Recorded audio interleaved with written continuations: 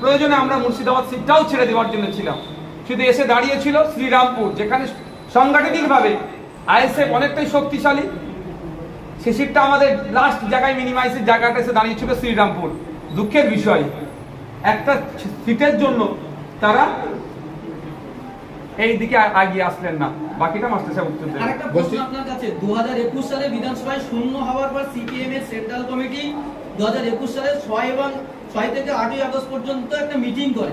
সেই মিটিং এ তারা লিখিতভাবে নোটে স্বীকার করে যে আব্বাস সিদ্দিকী আইএসএফ এর সঙ্গে জোটের জন্য তারা শূন্য হয়েছিল। সেই ভয়ে কি আবার তারা জোট ভাঙলো? দেখুন, আমরা বলছি যে এই প্রশ্নটা আমাদের কাছে রাখারাখি না, এটা ওদেরকে জিজ্ঞেস করতে হবে।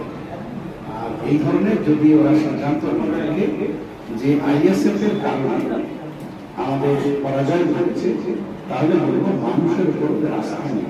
যদি এরকম নোট দিয়ে থাকে, আমি জানি না, যদি এরকম নোট দিয়ে থাকে তাহলে মানুষের উপর আস্থা নেই। আমাদের মানুষের উপর আস্থা আছে। আমরা একটা জিতেছি, অন্য পরাস্ত হয়েছি, তার জন্য